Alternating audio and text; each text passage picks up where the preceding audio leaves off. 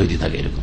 নবী করিম সাল্লাল্লাহু আলাইহি ওয়াসাল্লাম তার মতো হজ করতে বলেছেন, উমরা করতে বলেছেন। ওয়াকাল, আর বলেছেন, মান আমিলা আমালা লাইসা আলাইহি আমরুনা ফাহুয়া রাদ্দুন, যারা এমন কোন আমল করবে, লাইসা আলাইহি আমরুনা, যার ওপর আমার আদর্শ নেই বা নির্দেশ নেই, মানে আমার আদর্শ অনুযায়ী ওই আমলগুলি হলো না, যে কোনো আমল হোক, নামাজের আমল হোক, রোজার আমল হোক, হজের আমল হোক, উমরায় হোক, জিকির আজকার, এই যে জিকির সবগুলি বিদাতি জিকির।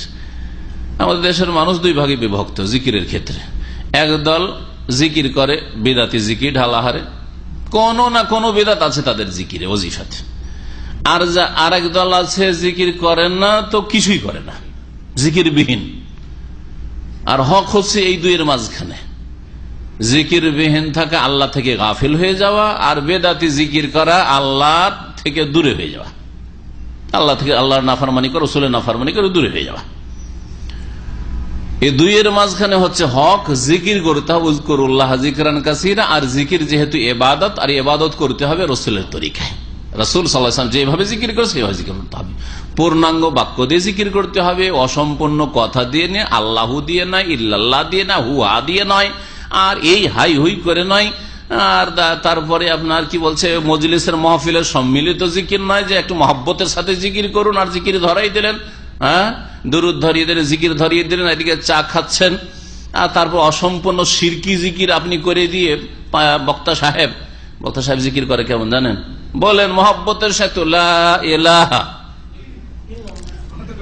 ইল্লাল্লাহ, আপনারা বলবেন কোথায় ইল্লাল্লাহ বলে, ও বক্তা নাস্তিক, বক্তা ইল্লাল্লাহ বলে না, কথাতে নাস্তিক। সে তার মগজে কি আছে সেটা আলাদা বিষয়, কিন্তু কথা ভালো করে বক্তব্যগুলো দুই একটা শুনে দেখবেন। আমি শুনেছি, কারণ আমাকে যখন এরকম কেউ বললো যে এরকম ইল্লাল্লাহ বলে না, লা ইলাহা বলে থেমে যায়, তো একটু শুনি তো কনফার্ম হওয়ার জন্য শুনতে, লা বলুন মহব্বতের সাথে একটু লা ইলাহা, এই লা ইলাহা একটু সুর করে, আমার তো অত সুর হয় না, আবার ওসব করে তো অভ্যাস নাই। তো কথা হচ্ছে যে এই লা ইলাহা বলে ও নাস্তিক হয়ে থেকে গেল, এলাহ নেই। লা ইলাহা মানে কি? এলাহ নেই। তোমাদের আছে, তোমরা ইল্লাল্লাহ বলো। দুরূদ পড়ে ওই রকমই, আল্লাহুম্মা সাল্লি আলা, সাল্লি আলা মানে কি?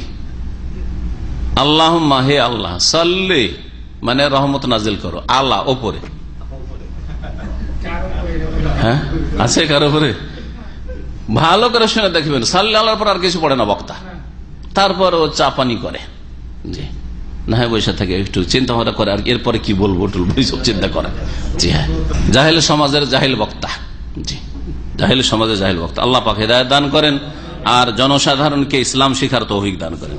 নবী সাল্লাল্লাহু আলাইহি ওয়াসাল্লাম বলেছেন আরো, মান রাগিবা আন সুন্নাহ, হ্যাঁ কি বললেন, নবীর আদর্শ মোতাবেক যদি আমল না হয় তাহলে ফাহুয়া রাদ্দুন, সেটা হচ্ছে প্রত্যাখ্যাত, মারদুদুন।